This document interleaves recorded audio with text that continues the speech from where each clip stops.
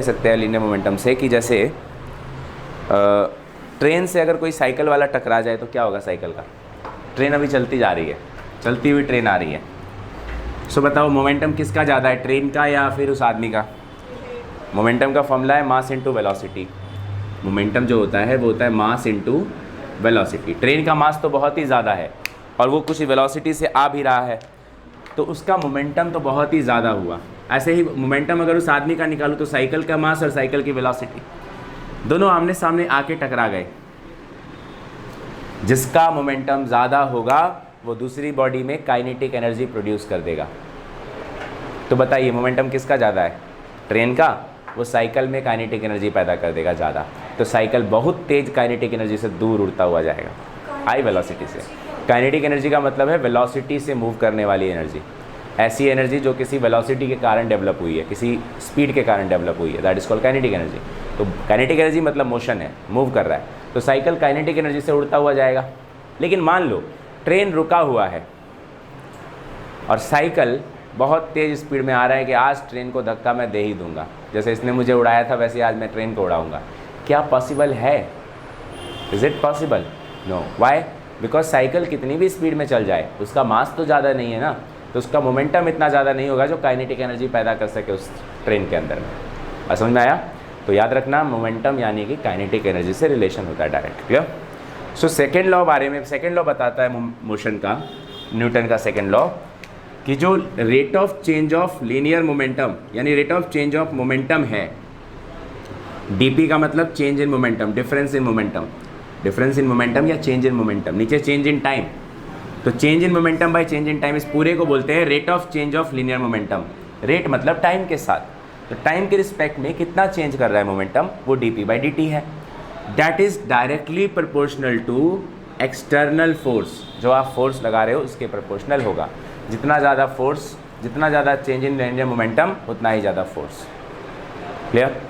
नहीं समझे? एग्जाम्पल एक और लेते हैं। मान लो मोमेंटम, जैसे कि फॉर एग्जांपल के लिए मैं धीरे से इस दीवार, इस बोर्ड पे टक्कर लगाता हूँ, धीरे से, मेरी वेलोसिटी ज़्यादा नहीं है तो मोमेंटम ज़्यादा नहीं है। लेकिन अगर बहुत ही तेज़ से मोमेंटम, तेज़ से मारा तो मोमेंटम बहुत ज़्यादा होगा। वाई? बिकॉज वेलोसिटी ज़्यादा है। तो जितना ज़्यादा मोमेंटम कम टाइम में आएगा, क्योंकि ज़्यादा तेज़ से मारूंगा बहुत जल्दी से इस पर टच हो जाएगा, टाइम कम लगेगा, तो इस पर फोर्स भी उतना ही ज़्यादा लगेगा। यही है force directly proportional to rate of change of linear momentum. ठीक है? अगर ज़्यादा कम टाइम में तुमने ज़्यादा मोमेंटम चेंज कर दिया तो वही फोर्स है, ज़्यादा फोर्स। एग्जाम्पल, क्रिकेट खेलते हैं, क्रिकेट में जब बॉल को क्रिकेटर मारता है तो कितना टाइम के लिए, बहुत तेज़ी से मारता है, तो छोटे से टाइम में उसने बॉल का मोमेंटम बहुत ज़्यादा चेंज कर दिया, मतलब बॉल पे लगने वाला फोर्स भी ज़्यादा होगा। सो यही है न्यूटन का सेकेंड लॉ। क्लियर? अच्छा, अब आगे आप सीख लीजिए आज के बाद कि फिज़िक्स में जब भी हम प्रोपोर्शनल साइन को हटाएंगे और इक्वल का निशान लगाएंगे तो एक कांस्टेंट ज़रूर आता है। यहाँ वो कांस्टेंट k है, k dp by dt। Common इतना ठीक है? नाउ k, अब आप मोमेंटम का फॉर्मूला बताओ। What is momentum formula? Mass into velocity, मैंने यहाँ लिख दिया। अब डी बाई डी टी को डिफ्रेंशिएशन भी कहते हैं, ये मैं सिखाऊंगा तुम्हें, चैप्टर नंबर 3 के अंदर आएगा डिफ्रेंशिएशन। तो इसे डिफ्रेंशिएशन भी कहते हैं, डी बाई डी टी को। तो डिफ्रेंशिएशन में जो भी कांस्टेंट चीज़ें होती है वो बाहर आ जाती है। मुझे बताइए, मास तो चेंज नहीं हो सकता किसी भी बॉडी का, तो मास को डिफ्रेंशिएशन के बाहर निकाल लो, मास आ गया बाहर, क्या बच गया? D V upon D T बच गया। इतना ठीक है? ये है डी वी मतलब change in velocity upon change in time, ये तो एक्सेलरेशन का फॉर्मूला है। तो this is K M A, acceleration का फॉर्मूला है। वाई? क्योंकि एक्सेलरेशन बराबर D V by D T. इतना ठीक है बच्चे? तो ये तो आया force. In M K system, या सिंपली याद रखो के की वैल्यू 1 होती है, तो फोर्स कितना हो जाएगा? This is the Newton second law, यही है न्यूटन का सेकेंड लॉ। इसको हम एक और नाम देते हैं mathematical representation of first law. पहले लॉ का मैथमेटिकल रिप्रेजेंटेशन, मतलब अगर आप फॉर्मूला देखें, फर्स्ट लॉ में कोई फॉर्मूला नहीं था, लेकिन ये फॉर्मूला फर्स्ट लॉ का ही है। मैं अभी समझाऊंगा कैसे ये फर्स्ट लॉ को डिफाइन करता है। आप पहले इसको उतार लीजिए, ये है तो वैसे सेकंड लॉ, लेकिन फर्स्ट लॉ को डिफाइन जरूर करता है। तो बहुत जल्दी, अच्छा 4.5 टेस्ट है तुम्हारा।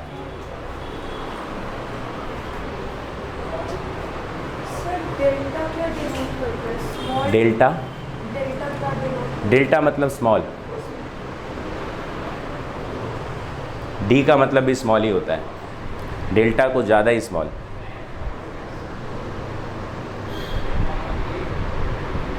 हर क्लास का रिवाइज करना है ताकि संडे को टेस्ट दे सको तुम।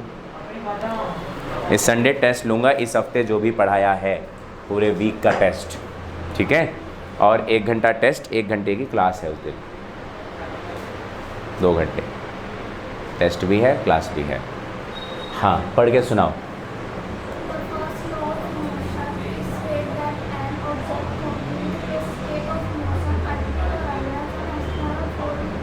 अप्लाइड मतलब बात हो रही है एक्सटर्नल फोर्स की।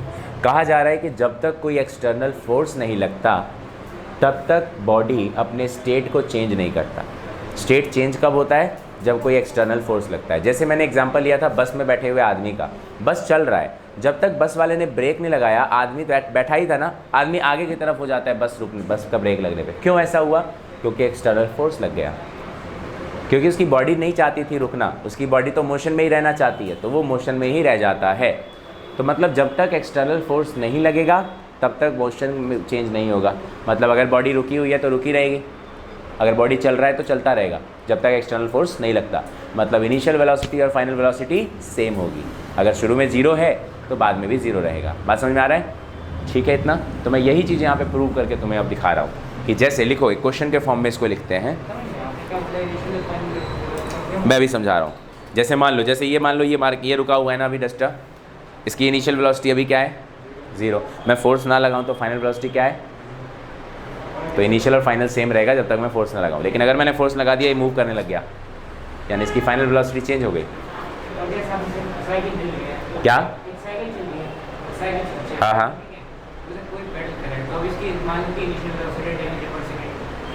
तो अब उसकी स्पीड बढ़ गई, मतलब फोर्स तुमने लगाया है तभी चेंज हुआ है। और अगर कांस्टेंट है स्पीड, मतलब कोई फोर्स नहीं लग रहा है, लेकिन असर में हमेशा उस पर लगता है, फ्रिक्शनल फोर्स तो हमेशा ही लगता है।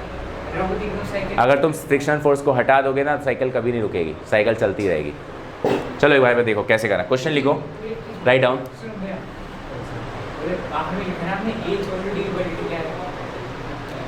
Change in velocity upon change in time, acceleration का फॉर्मूला होता है। राइट डाउन, क्वेश्चन लिखिए। How Newton second law explain how Newton's second law explain the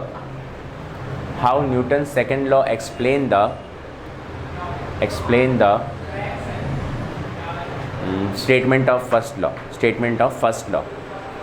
that is law of inertia, ठीक है। कहने का मतलब कि कैसे न्यूटन का सेकंड लॉ फर्स्ट लॉ को एक्सप्लेन करता है। जरा देखें यहाँ पे सेकंड लॉ हमने लिखा क्या है? पर सेकंड लॉ आया था F इक्वल टू डिराइव करके क्या आया है? मास इनटू एक्सेलरेशन आया है, ठीक है। मैं रिवर्स जा रहा हूँ, देखो इधर प्रियांशु, मैं थोड़ा रिवर्स कर रहा हूँ। एक्सेलरेशन क्या होता है? dv/dt होता है ना, लास्ट में मैंने चेंज किया था। अगर मान लीजिए ये F एक्सटर्नल है, एक्सटर्नल फोर्स, अगर एक्सटर्नल फोर्स लगे ही ना, इफ F एक्सटर्नल 0, तो अकॉर्डिंग टू फर्स्ट लॉ अगर एक्सटर्नल फोर्स 0 है तो मोशन कंटिन्यू रहना चाहिए, कोई चेंज नहीं आना चाहिए। देखते हैं करके। F एक्सटर्नल को 0 पुट करो, m dv/dt, सही है इतना। m को 0 के नीचे भेज दो, 0 से m डिवाइड होगा तो 0 ही रह जाएगा, और dt को मल्टीप्लाई में भेज दो, 0 से मल्टीप्लाई होगा ये भी 0 ही रह जाएगा, यानी 0 इक्वल टू क्या बचा? dv। इतना समझ आया? अभी dv का मतलब है क्या? Change in velocity. मतलब मैं कह सकता हूँ final velocity minus initial velocity, यही तो मतलब है dv का। vi को इधर लेके जाओ, तो इनिशियल वेलोसिटी इधर आ गया, इधर क्या बचा? ये क्या बता रहा है कि मोशन अपने आप को चेंज नहीं करता, जो भी इनिशियल में स्पीड थी वही फाइनल भी रहेगा। अगर बॉडी की स्पीड शुरू में 0 था तो लास्ट में भी 0 रहेगा, अगर कोई फोर्स नहीं लग रहा है। अगर वो चल रहा था कुछ स्पीड से तो वो उसी स्पीड से चलता रहेगा, अगर फोर्स 0 है, एक्सटर्नल फोर्स। बात समझ में आ गया? इसने डिराइव कर दिया ना ये बात। इसीलिए हम कहते हैं कि न्यूटन का सेकंड लॉ फर्स्ट लॉ का मैथमेटिकल एक्सप्रेशन है। Note down. Newton's third law, it states that for every action For every action there is equal and opposite reaction. For every action there is equal and opposite reaction. For every action there is equal and opposite reaction. For every action there is equal and opposite reaction. यही वाला zero ले लेंगे. देखो जैसे ये wooden block है, लकड़ी का टुकड़ा, ऐसा ब्लॉक है. हाँ, इस पे बुलेट आके टकरा रहा है. ये बुलेट है. बुलेट किस स्पीड से आया है? इनिशियल स्पीड कितनी है बुलेट की? 90 मीटर पर सेकेंड है. और कह रहा है कि 60 सेंटीमीटर अंदर जाके 60 सेंटीमीटर जाने के बाद बुलेट रुक जाता है. मतलब फाइनल स्पीड बुलेट की कितनी हो गई? 0 हो गई.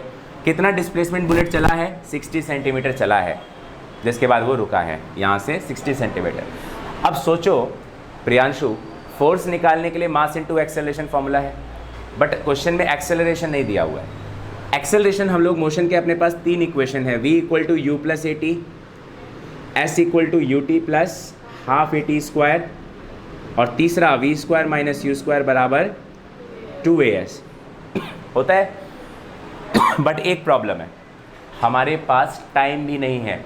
और अगर टाइम नहीं है तो ये नहीं लगा सकते, ये नहीं लगा सकते. कौन सा लगाना पड़ेगा? तीसरा इक्वेशन लगाना पड़ेगा. तो मैं इक्वेशन लगा देता हूँ उसे, V square minus U square बराबर 2as. फाइनल स्पीड तो 0 है क्योंकि बुलेट जाके रुक गया है. इनिशियल स्पीड 90 मीटर पर सेकेंड है, तो उसका स्क्वायर कर लो. एक्सेलरेशन निकालना है, कितना अंदर गया? 60 सेंटीमीटर. कन्वर्ट इन मीटर, 100 से डिवाइड कर दो उसको. 0 से गया 0. 90 का स्क्वायर होता है 8100. 2 6 12 a अपॉन 100. ये माइनस 8100, ये 10 को इधर भेज दो, डिवाइडेड बाय 12. आप इसको सॉल्व करेंगे तो you will get the acceleration. कितना आ रहा है? 6750 मीटर पर सेकेंड स्क्वायर. अब एक चीज़ गौर करो, नेगेटिव है. नेगेटिव का मतलब होता है रिटार्डेशन, मतलब धीरे धीरे स्पीड कम हो रही है, एक्सेलरेशन घट रहा है. स्कूटी में अगर ऐसे बढ़ाओगे तो स्पीड बढ़ती है, ऐसे करने पे स्पीड घटती है. इस इट कॉल रिटार्डेशन, स्पीड घटाना, नेगेटिव एक्सेलरेशन. ठीक है, एक्सेलरेट बढ़ नहीं रहा है, घट रहा है एक्सेलरेशन, धीरे धीरे स्पीड कम हो रही है. ओके, नाउ एक्सेलरेशन आ गया तो you have force equal to mass into acceleration. Apply कर दो फॉर्मूला. मास तो दिया ही हुआ था 0.04 kg, और एक्सेलरेशन है -6750. आप मल्टीप्लाई कीजिए, कितना आ रहा है?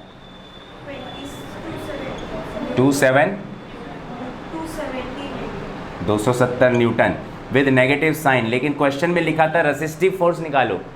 बच्चे, रेसिस्टिव वर्ड का मतलब ही होता है रोकने वाला फोर्स. नेगेटिव साइन भी बता रहा है कि वो रोकने वाला फोर्स है. अगर आप लिख देते हो रेसिस्टिव फोर्स, वर्ड में अगर मैंने रेसिस्टिव लिख दिया तो नेगेटिव साइन की ज़रूरत नहीं है, आप सिर्फ 270 न्यूटन लिख दो.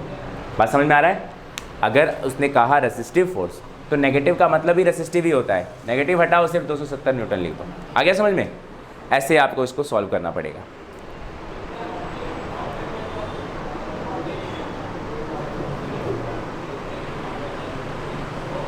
ये ठीक है ना? हाँ,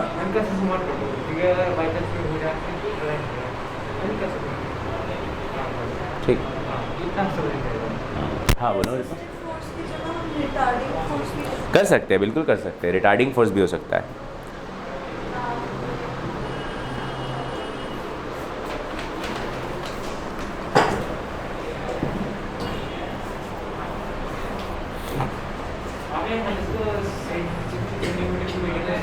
किसको? मीटर में, क्योंकि ऐसा यूनिट में कन्वर्ट करना ज़रूरी है. रितु, तुम्हारे पास फ़ोन है, उसमें खोलो. ये जो मैं अपलोड करता हूँ इसकी क्लास का लिंक होगा. नेट चल रहा है? इस पर लिखना अपने कोचिंग का नाम, स्टेप टू सक्सेस लिखो. वो डायरेक्ट खुलेगा. खोलना ज़रा, लिंक भेजा तो.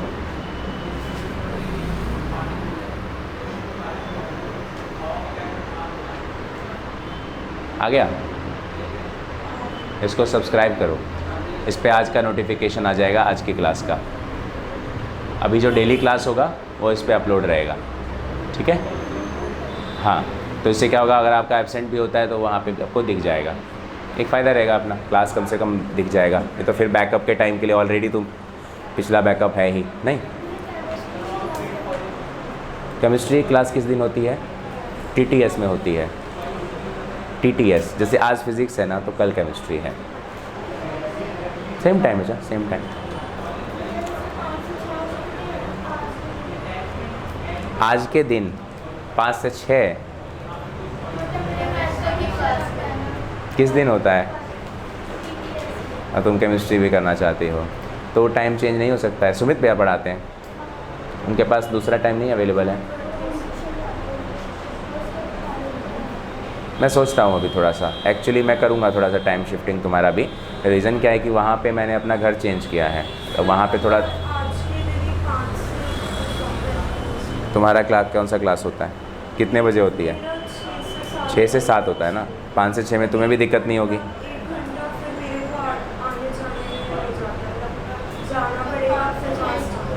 तो तुम्हें भी 5 से 6 करना अच्छा रहेगा।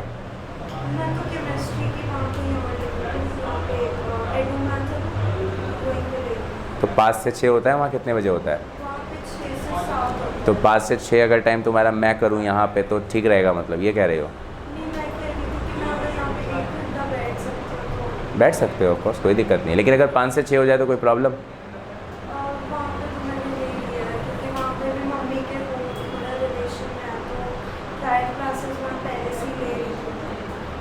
मैं टाइमिंग की बात कर रहा हूँ, जैसे मेरा 5 से 6 अगर मैं कर देता हूँ तो कोई दिक्कत उससे नहीं है। आज ही के दिन होता है उनका केमिस्ट्री। कौन सा चैप्टर चल रहा है उनका? Chapter 2 structure of atom. कौन सा टॉपिक? Rutherford model. चलिए आगे बढ़ते हैं। इतना हो गया डन? ठीक है, समझ में आया ना कोमल ये क्वेश्चन? ठीक है, अगला स्टार्ट करो। एक और क्वेश्चन होगा, 1 वाला तो नहीं करना है, 5.1 मत करना। अगला देखो, उसी के नेक्स्ट पेज पे एक लिखा हुआ है 5.3 क्वेश्चन देखो। 5.3 पढ़ के देखो क्या कहता है। पढ़ के सुनाओ कोमल, क्या है क्वेश्चन? थोड़ा तेज।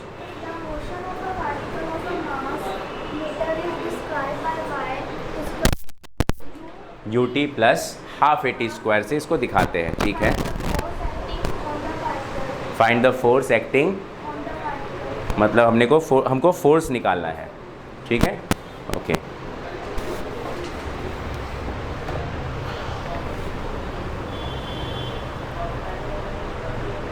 ओके, इसके लिए मुझे तुम्हें डिफरेंशिएशन समझाना पड़ेगा पहले, तुम तो जानती हो डिफरेंशिएशन। देखो करके देखते हैं। चलो एक बार डिफरेंशिएशन भी समझ लो तुम लोग। 3rd चैप्टर में वैसे तो आएगा, बट क्योंकि ज़रूरत है यहाँ पे तो मैं सिखा रहा हूँ थोड़ा सा।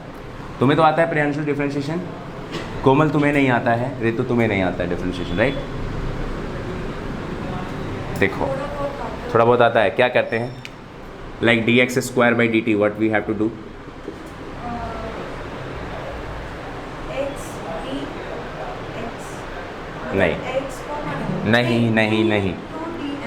नहीं, सुनो, रूल कहता है अगर आपके पास इसको d/dt लिखा रहेगा तो इसको पढ़ते हैं differentiation with respect to time. यहाँ लिखा है लेफ्ट सपोज x की पावर n, तो करना ये है आपको पावर को आगे लिखना है और पावर में 1 घटाना है। पावर को आगे उतारना है, पावर में 1 घटाना है। एग्जाम्पल में एक लिखता हूँ dx²/dt, ओके। तो पावर 2 को आगे लिखना है और अभी जो पावर 2 है उसमें से 1 घटाना है, तो कितना हो गया? ये 2x हो गया। 2 - 1, एक खाली x बच गया। तो ये आपका डिफरेंशिएशन होगा। पसंद आया? मैं एक और एग्जांपल लेता हूँ। लेट्स सपोज कि dx³ dt है। क्या करना चाहिए कोमल? पावर को आगे लिखना चाहिए 3 और पावर में से 1 घटा देना चाहिए। आंसर क्या आ गया? 3x। आ गया समझ में? एक और एग्जाम्पल बताओ। dx⁻³ dt, बोलो क्या लिखूँ आगे? 3/2 और x की पावर, वेरी गुड। तो 3/2 x की पावर, 3/2 में से 1 गया तो कितना होगा? 1/2 हो जाएगा। दैट्स इट, ये हो गया इसका डिफरेंशिएशन। अब आते हैं इस क्वेश्चन पे। कभी कभी क्या होता है कि डिफरेंशिएशन में कुछ कांस्टेंट टर्म भी दिए रहते हैं। जैसे डिफरेंशिएशन लेट सपोज 2x² का करना है हमें, तो ये तो कांस्टेंट है, 2 नंबर है, इसको बाहर निकाल लो। 2 को बाहर निकाल लिया तो क्या बचा, dx² बच गया अंदर। ये समझ में आया भी मैंने क्या किया, जब भी डिफरेंशिएशन है तो कोई कांस्टेंट नंबर है तो उसको बाहर निकाल लेने का, बाहर निकालो, बच गया dx²dt। अब रूल लगाओ, क्या है रूल, पावर को आगे उतारना है, पावर में 1 घटाना है, आंसर आ गया 4x। ठीक है, अब वापस इस क्वेश्चन पे आते हैं। क्वेश्चन नंबर क्या है ये, 5.3, एग्जाम्पल नंबर 5.3। क्वेश्चन में कहता है कि किसी का डिस्प्लेसमेंट यानी कि y क्या लिखा हुआ है, ut प्लस हाफ GT², ऐसा लिखा हुआ है। पूछता है फोर्स बताओ। अब देखो सुनो, न्यूटन के सेकंड लॉ के अकॉर्डिंग फोर्स का फॉर्मूला क्या है, force equal to mass into acceleration, और तुम जानते हो कि एक्सेलरेशन का मतलब होता है dv/dt, करेक्ट है। मतलब कि मेरे को वेलोसिटी को डिफरेंशिएट करना पड़ेगा, d/dt मतलब, हाँ, mass m is so y equal to ut plus half. Mass का जरूरत क्या है अभी, यहाँ फोर्स में जरूरत पड़ेगा मास इनटू एक्सेलरेशन, वहाँ पे मास लिखेंगे m, मास की वैल्यू m होगी, ये डिस्प्लेसमेंट है, y इज़ फॉर डिस्प्लेसमेंट, दूरी। ठीक है, तो फोर्स का फॉर्मूला होता है मास इनटू एक्सेलरेशन। मास तो m गिवन है, बट एक्सेलरेशन क्या होता है, dv/dt, मतलब पहले वेलोसिटी निकालो आप, उसका डिफरेंशिएशन करना पड़ेगा। ठीक है, मेरे को वेलोसिटी चाहिए। अब सवाल है वेलोसिटी कैसे निकलता है, तो वेलोसिटी का फॉर्मूला होता है change in displacement upon change in time, मतलब डिस्प्लेसमेंट का डिफरेंशिएशन करना पड़ेगा। तो पहले क्या करो, ये जो y दे रखा है तुम्हें वेलोसिटी निकालनी है, तो इस y का डिफरेंशिएशन कर दो, डिस्प्लेसमेंट का डिफरेंशिएशन ही वेलोसिटी देता है, करेक्ट। तो डिफरेंशिएट करो, कॉमन समझ में आया ये लाइन, दोबारा बोलूँ, y मतलब है डिस्प्लेसमेंट s, और वेलोसिटी होता है ds/dt, मतलब d/dt लगाओ और यहाँ पे s लिख दो, बस s की जगह इसने y रिप्रेजेंट कर दिया, तो इसीलिए मुझे यहाँ पे y लिखना पड़ेगा। अभी समझ में आया। अब बताओ y पुट कर दो यहाँ पे, d/dt, y कितना है पूरा लिख दो, ut plus half GT², is it correct, इतना ठीक है। अब आते हैं वापस से रूल पे। रूल कहता है डिफरेंशिएशन का, पहले तो यहाँ बीच में प्लस निशान है, ये डिफरेंशिएशन इसका भी है, ये डिफरेंशिएशन इसका भी है, दोनों को बांट दो, d/dt ut, फिर प्लस का निशान है, ये d/dt का इसके साथ भी मल्टीप्लाई होगा, d/dt 1/2 GT²। अब चलिए रूल पे आते हैं। u एक कांस्टेंट टर्म है, u कांस्टेंट है, वो टाइम पे डिपेंड नहीं करता, उसकी कुछ ना कुछ वैल्यू होगी स्पीड की, तो कांस्टेंट हमेशा डिफरेंशिएशन के बाहर आ जाता है, बच गया, क्योंकि वो टाइम पे डिपेंड नहीं करना चाहिए। मान लो एग्जाम्पल, मैं चलने लगता हूँ, मैं स्टार्ट करता हूँ, क्या ये टाइम पे डिपेंड करता है कि मैं 5 बजे चलूँगा तो तेज़ चलूँगा और 4 बजे थोड़ा धीरे चलूँगा, नो ना, it doesn't depend on time. Means initial velocity time पे डिपेंड नहीं करता, तुम्हारा डिफरेंशिएशन नीचे टाइम के साथ में है, तो टाइम पे जो डिपेंड नहीं करता वो कांस्टेंट है, उसको बाहर निकाल दो। जैसे मैंने शुरू में अभी तुम्हें डिफरेंशिएशन में सिखाया कि अगर लिखा हो यहाँ पे 2x², ये सिखाया था अभी, 2 कांस्टेंट है क्योंकि 2 टाइम पे डिपेंड नहीं करेगा, टाइम के साथ वो चेंज नहीं करता ना, इसलिए बाहर निकाल देते हैं उसको। सिमिलरली u डिपेंड नहीं करता, उसको बाहर निकाल लो, लेकिन टाइम तो है ना, उसको अंदर रखो dt/dt, क्योंकि वो टाइम के टर्म में है। प्लस यहाँ बताओ कांस्टेंट कौन है, एक तो 1/2 है कांस्टेंट, दूसरा ये कांस्टेंट g भी है, g यानी acceleration due to gravity. Gravity थोड़ी ना डिपेंड करता है टाइम पे, ऐसा थोड़ी है कि तुम्हारा ग्रेविटी दिन में ज़्यादा और रात को कम हो जाए, हमेशा कांस्टेंट है। g doesn't depend on time, तो अंदर कौन रह गया बच्चे, d/dt के साथ रह गया t²। चलिए अब रूल लगाए, dt से तो dt खत्म, लेकिन काट के मत दिखाना, ये रूल के अकॉर्डिंग चलते हैं। हम अभी t की पावर कितनी लिखी है यहाँ पे, 1 है ना, तो 1 को आगे उतारेंगे और t की पावर 1 में से 1 घटा देंगे, तो t की पावर 0, t की पावर 0 1 होता है, 1 × 1 कितना आया 1, इसलिए डायरेक्ट 1 लिख देंगे, काटेंगे, काट के नहीं दिखाएंगे, बट समझने के लिए समझ लो कि कट गया, लेकिन काटना नहीं, असल में रूल उसके पीछे ये लग रहा है, पावर आगे उतरेगा, पावर में से 1 घट जाएगा। ठीक है कोमल, किसी की पावर 0 1 होती है, तो मैं रूल लगाता हूँ। चलिए u है, v = u, ये तो 1 हो गया, हट गया, प्लस ये लिखा है g/2, g × 1 g हो गया, g/2। अब यहाँ रूल बताओ, पावर आ जाएगा आगे और पावर में से 1 घट जाएगा, 2 - 1 कर दूंगा मैं, पावर अभी 2 है, व्हाट इज़ 2 - 1, इट इज़ 1, लिखने की जरूरत नहीं, 2 से तो 2 काट दो, क्या बच गया, v = u + gt। लेकिन फोर्स निकालने के लिए आपको एक्सेलरेशन की ज़रूरत है। अब एक्सेलरेशन क्या होता है, तो वो dv/dt होता है, मतलब आपको एक बार और डिफ्रेंशिएट करना है, किसको? तो वेलोसिटी को। यहाँ रखता हूँ u प्लस जी टी। चलिए जरा इतना उतारिए और इसका डिफ्रेंशिएशन मुझे करके आंसर बताइए। हाँ मुझे बताओ कहाँ पे दिक्कत है? इस जगह पे, इससे ऊपर, शुरू से, यहाँ से। देखो u कांस्टेंट है क्योंकि वो टाइम पे डिपेंड नहीं करता, उसकी कुछ ना कुछ परफेक्ट वैल्यू होगी, लाइक 5 मीटर पर सेकंड, 10 मीटर पर सेकंड, एक कांस्टेंट वैल्यू है, उसको बाहर निकाल लो। dt बाई डी टी बच गया। अब रूल के अकॉर्डिंग t की पावर 1 है, 1 आगे उतरेगा और पावर में 1 माइनस 1 0, यानी 1 बच जाएगा, तो u बच गया खाली। इधर आए तो g बाई 2 लिख दिया। अब पावर 2 है यहाँ, पावर को आगे उतारा 2 और पावर में 1 घटा दिया तो खाली t बच गया। 2 से 2 कैंसिल हो गया gt। अब एक्सेलेरेशन चाहिए तो dv बाई dt करना पड़ेगा, मतलब इस वेलोसिटी को भी एक बार डिफरेंशिएट करना पड़ेगा। नीचे वाला, हाँ वो हट जाता है, उसको नहीं लिखते, वो हट जाता है। वो सिर्फ ये बताने के लिए होता है कि किसके रिस्पेक्ट में आप डिफरेंशिएट कर रहे हैं, वो हट जाता है। हाँ हाँ, तो आप इसका आप डिफरेंशिएट एक बार और करेंगे, आपको एक्सेलरेशन मिल जाएगा, फाइंड आउट।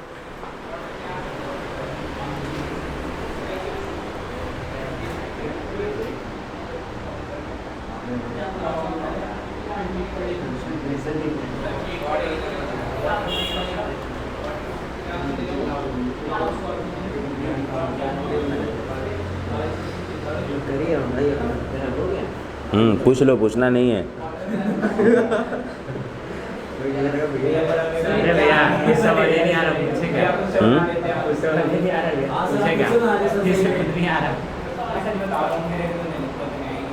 चलिए करिए।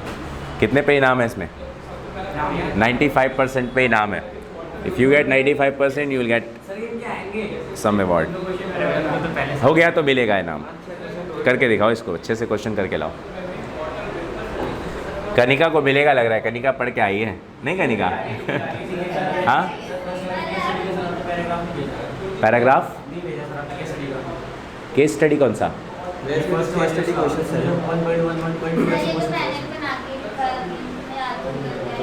अगर नहीं लिखा है तो उसके में से फ़ोटो खींच लेना, क्वेश्चन पेपर में से फ़ोटो खींच के ले लो।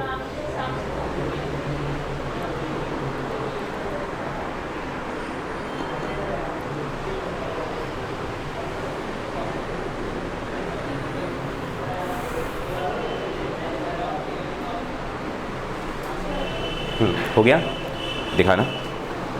बहुत बढ़िया, ठीक है।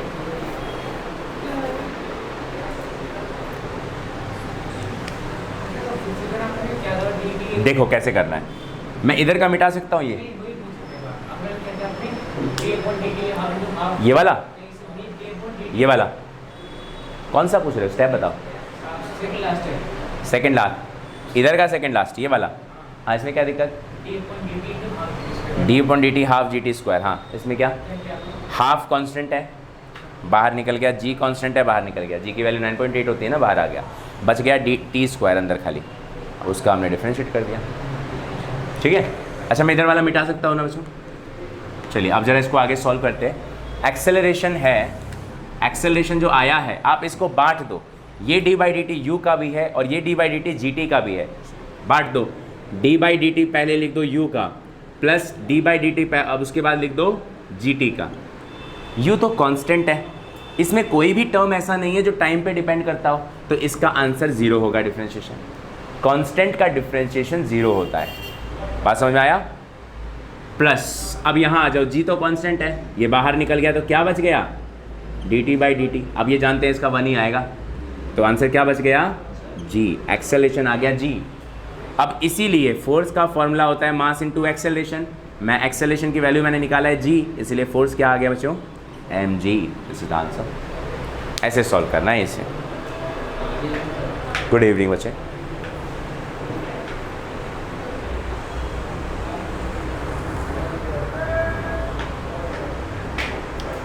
यहीं बैठ जाओ या रिसेप्शन पे बैठ जाओ, फैन ऑन कर लेना।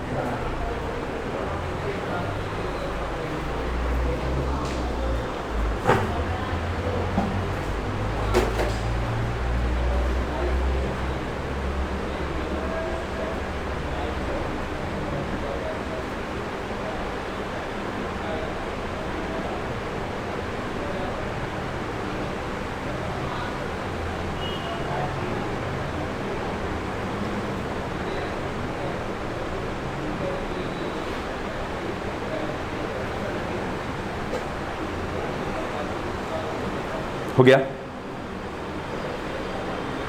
ठीक है।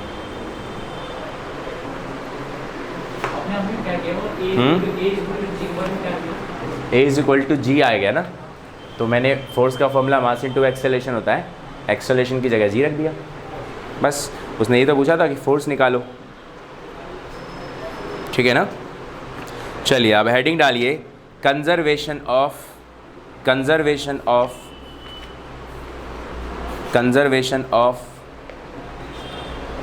मोमेंटम। जब मैं सिर्फ मोमेंटम लिखूं तो आप समझना वो लीनियर मोमेंटम है, ठीक है। मोमेंटम और लीनियर मोमेंटम एक ही बात होती है, कंफ्यूज नहीं होना इस दोनों को लेके। लीनियर मतलब स्ट्रेट लाइन होता है, मतलब स्ट्रेट लाइन का मोमेंटम। अगर कभी रोटेशनल का मोमेंटम आएगा तो जैसे मैंने बोर्ड्स में बताया था, एंगुलर मोमेंटम पी से लिखते हैं, याद है? तो वो एंगुलर मोमेंटम साथ में एंगुलर लिखा रहेगा सर्कुलर मोशन में। लीनियर मोशन में क्या आता है? लीनियर मोमेंटम, ठीक है। चलिए आगे बढ़ते हैं। So conservation of linear momentum, right down statement लिखो, फिर समझाते हैं क्या स्टेटमेंट लिखना है इसका। It states that in an isolated system,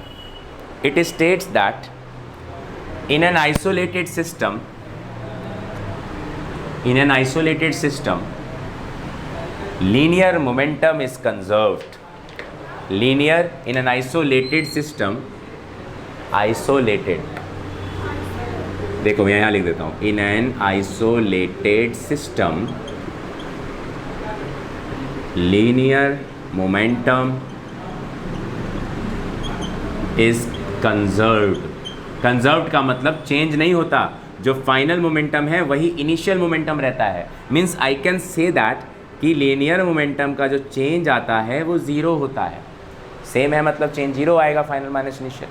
तो ये है कंजर्वेशन ऑफ लीनियर मोमेंटम। लेकिन ये याद रखना, ये कब होता है? जब आपका सिस्टम कैसा होगा? आइसोलेटेड होगा। अभी मैं बात करूँगा व्हाट इज़ आइसोलेटेड। इतना क्लियर स्टेटमेंट समझ में आ गया? लिख दिया, ये एक्सप्रेशन उतार दो, फिर समझाते हैं आगे।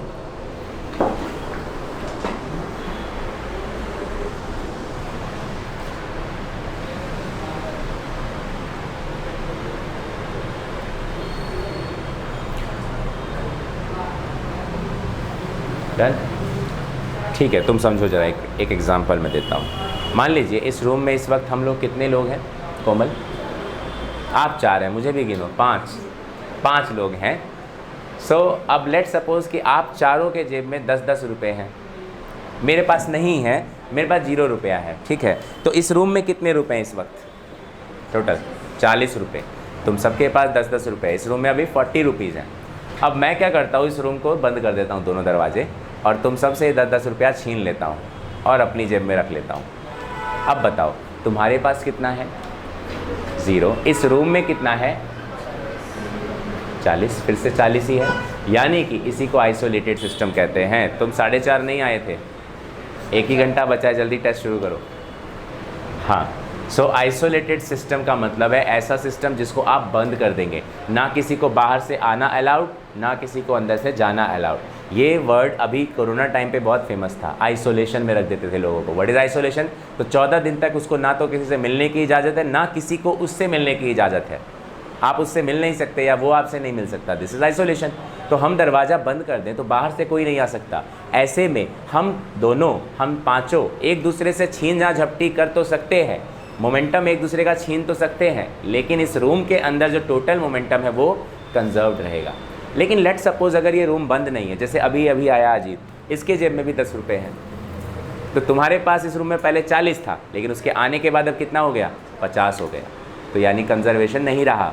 कंजर्व्ड रखने के लिए ध्यान रखना, सिस्टम शुड बी आइसोलेटेड। बंद करना है सिस्टम को पहले, तभी पैसा कांस्टेंट हो पाएगा अपनी जेब में। क्लियर? तो यही चीज़ हम यहाँ याद रखेंगे। तो ध्यान रखेंगे आइसोलेटेड वर्ड क्या है? सिस्टम को बंद करना। अब मैं बंद तो हर वक्त कर नहीं सकता, तो बंद रखने का असली मतलब क्या है? तो इसका ये मतलब होता है कि आपके और आपके सिस्टम के अलावा उस पर और कोई फोर्स ना लग रहा हो। एग्जाम्पल के लिए मैं बैठ के बंदूक चला रहा हूँ ऐसे, तो मेरे और बंदूक के अलावा, बंदूक पे कोई और दूसरा फोर्स नहीं है मेरे हाथ के अलावा, मतलब बंदूक और मैं एक आइसोलेटेड सिस्टम का पार्ट है। ये बंदूक आइसोलेटेड सिस्टम का पार्ट है। इस बंदूक पे ऋतु तुम्हारा कोई बस नहीं है। तुम बोलोगे बंदूक चलो फायर हो जाओ तो फायर नहीं होगा, it depends on my hand, ये मेरे पे डिपेंड करता है मैं चलाऊंगा कि नहीं चलाऊंगा। It is isolated system, clear है। लेकिन हाँ, अगर यहाँ पे तुमने आके इसको छू दिया तब ये आइसोलेटेड नहीं रहा, तब इसका मोमेंटम कंजर्व नहीं हो सकता। बात समझ में आ गया। सो मैं एग्जांपल लेता हूँ, राइट डाउन इसी के नीचे लिखना। फाइनल मोमेंटम और इनिशियल मोमेंटम बराबर, बदलेगा नहीं मोमेंट, हाँ पी। एंगुलर मोमेंटम एल से लिखते हैं, कैपिटल एल से। लीनियर मोमेंटम पी से लिखते हैं। मिटा दूँ? चलिए एक एक लिखे इसके अंदर। Application of conservation of momentum, application of conservation of momentum. Bio की क्लास है क्या आज? ओके, एक मिनट, ये लास्ट टॉपिक बस करा देता हूँ। रिकॉइलिंग ऑफ गन, हेडिंग डालो। रिकॉइलिंग ऑफ गन, हेडिंग डालो। एप्लीकेशन के अंदर डाला है, application of conservation of linear momentum, और उसके अंदर हेडिंग है पहला recoiling of gun. Recoiling of gun, application of conservation of linear momentum.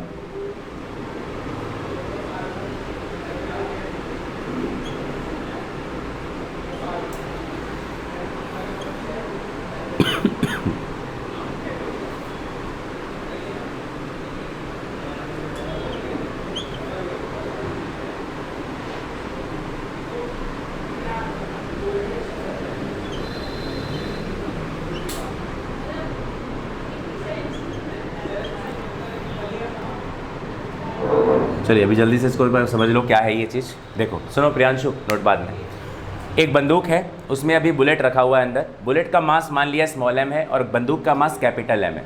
अभी बंदूक के अंदर बुलेट चला नहीं है, ये रुका हुआ है, अभी मैंने फायर नहीं किया। This is before firing. अब जब फायर कर दिया तो बुलेट इसके अंदर से निकल के आगे भागेगा और बंदूक पीछे की तरफ झटका पड़ेगा। तुम जानते हो पहले की जो बंदूकें आती थी उसमें हाथ से रोकने के लिए ऐसे होता था। अभी भी पुलिस में जब किसी का रिक्रूटमेंट होता है ना, तो उसका हाथ चेक करते हैं, ऐसे करके चेक करते हैं कि क्या तुम्हारा हाथ लाइन में है या नहीं। अगर थोड़ा भी अलाइनमेंट ऐसे है ना तो रिजेक्ट कर देंगे। क्यों? क्योंकि बंदूक पकड़ने के लिए तुम एलिजिबल नहीं है। तुम बंदूक पकड़ोगे तुम्हारा हाथ उखड़ सकता है, इसलिए। ठीक है। सो आफ्टर फायरिंग बुलेट की स्पीड कितनी है? v, और गन की स्पीड कितनी है पीछे की तरफ? u। मुझे पता करना है कि आखिर बंदूक पीछे की तरफ किस स्पीड से आएगा। नहीं, या इनिशियल नहीं है, मैं लिख दे रहा हूँ। स्मॉल m है mass of bullet, capital M है mass of gun, small u है velocity, recoiling velocity. Recoiling velocity मतलब बंदूक जिस स्पीड से पीछे आया है, और v है velocity of gun, sorry bullet. ठीक है, तो इतना हो गया। ठीक है, अब जरा मान लीजिए आफ्टर फायरिंग और बिफोर फायरिंग का मैंने कहा कंजर्वेशन ऑफ मोमेंटम होता है, मतलब चेंज नहीं होगा। समझ रहे हो कोमल? हाँ, पीछे जो फोर्स लगता है उसे रिकॉइलिंग कहते हैं। ठीक है, चलो इतना तुम नोट कर लो, ड्रॉ कर लो, मैं अगली क्लास में कराऊंगा इसको पूरा। आज अभी के लिए इतना ही रखते हैं, नेक्स्ट क्लास में इसको कंटिन्यू करेंगे कि आखिर बंदूक इतना भारी क्यों बनाया जाता है, बुलेट इतना हल्का क्यों होता है। बुलेट का वजन 10 ग्राम, 40 ग्राम, 50 ग्राम, लेकिन बंदूक का वजन 1.5 किलो, 2 किलो, 10 किलो होता है। क्यों? वाई? क्या होगा अगर बंदूक का वजन और बुलेट का वजन सेम रखा जाए?